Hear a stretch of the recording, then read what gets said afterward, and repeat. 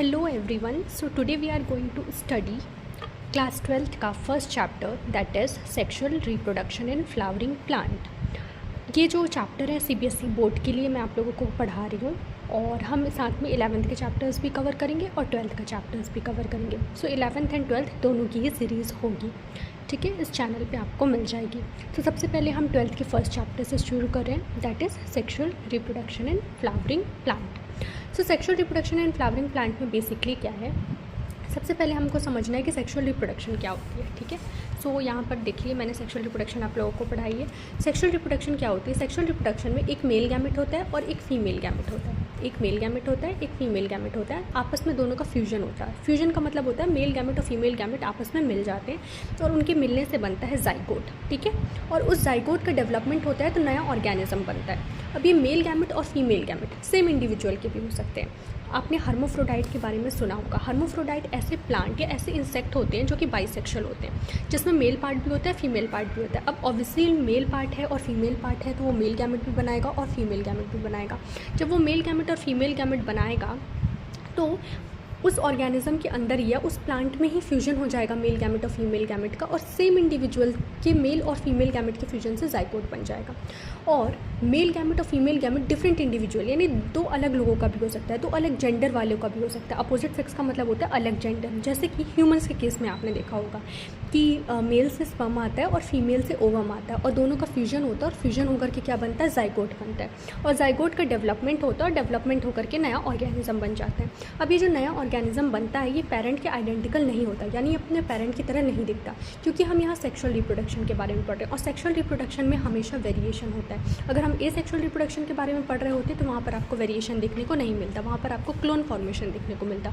Clones क्या होते हैं, क्लोन्स ऐसे ऑफस्प्रिंग होते हैं जो अपने पेरेंट के आइडेंटिकल होते हैं। पर क्योंकि हम सेक्सुअल रिप्रोडक्शन पढ़ रहे हैं और सेक्सुअल रिप्रोडक्शन में वेरिएशन होता है तो यहाँ पर जो नया ऑर्गेनिज्म बनेगा ये अपने पेरेंट के आइडेंटिकल नहीं होगा।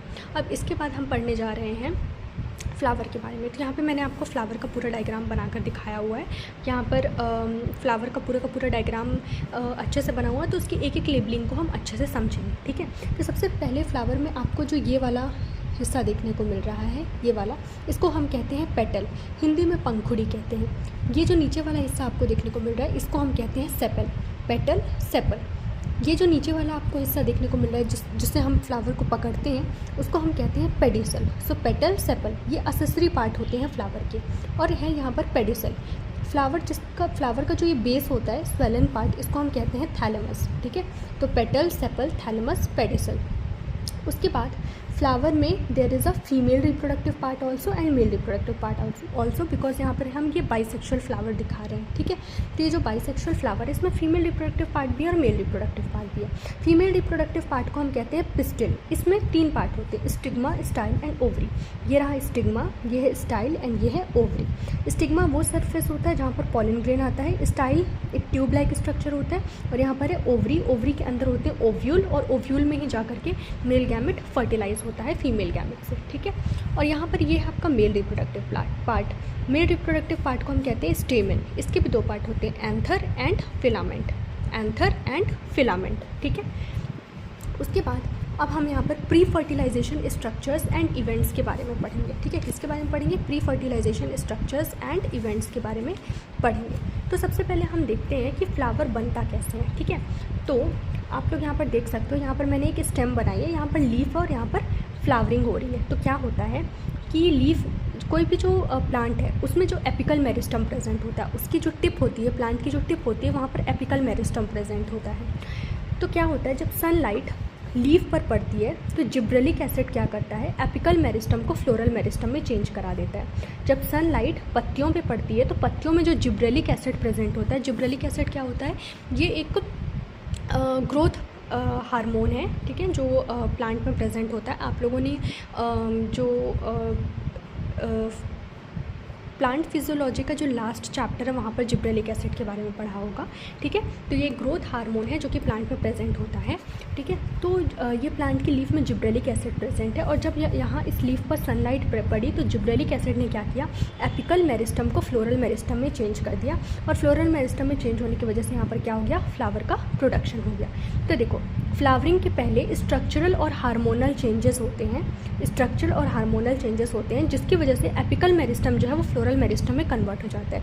एपिकल मेरिस्टम फ्लोरल मेरिस्टम में कन्वर्ट हो गया और इस वजह से क्या होती है, फ्लावरिंग होती है। तो फ्लावरिंग कैसे होती है, जब एपिकल मेरिस्टम फ्लोरल मेरिस्टम में कन्वर्ट होता है। और ये कैसे होता है, सनलाइट जब लीफ पर पड़ती है तो जिब्रेलिक एसिड जो है वो एपिकल मेरिस्टम को फ्लोरल मेरिस्टम में कन्वर्ट कर देता है। अब यहाँ पर आपको एक टर्म सुनने को मिलेगा, इन्फ्लोरेसेंस। इन्फ्लोरेसेंस क्या होता है, फ्लावर का जो अरेंजमेंट होता है फ्लोरल एक्सिस में, उसी को हम इन्फ्लोरेसेंस कहते हैं। जैसे कि कुछ फ्लावर जो है फ्लोरल एक्सिस में सिंगल एक फ्लावर प्रेजेंट होते हैं, कहीं पर गुच्छे में फ्लावर प्रेजेंट होते हैं, कहीं पर फ्लावर एक्रोपेटल ऑर्डर में प्रेजेंट होते हैं, कहीं बेसिपिटल ऑर्डर में प्रेजेंट होते हैं। तो इन्हीं सारी चीज़ों को हम इन्फ्लोरेसेंस के अंडर पढ़ते हैं कि फ्लोरल एक्सिस में फ्लावर का अरेंजमेंट कैसा है, यही चीज़ हम इसी को हम इन्फ्लोरेसेंस कहते हैं। ठीक है, अब यहाँ पर हम मेल रिप्रोडक्टिव स्ट्रक्चर्स पढ़ने वाले हैं, जो कि है स्टेमन, माइक्रोस्पोरेंजियम एंड पॉलन ग्रेन। ठीक है, सबसे पहले एंड्रोशियम। एंड्रोशियम क्या होता है, एंड्रोशियम टर्म आपको इस चैप्टर में सुनने के लिए मिलेगी। तो स्टेमन का जो ग्रुप होता है उसको हम एंड्रोशियम कहते हैं। जैसे कि यहाँ पे बहुत सारे स्टेमन्स हैं, इन सारे स्टेमन्स को मैं मिला दूँ एक साथ में,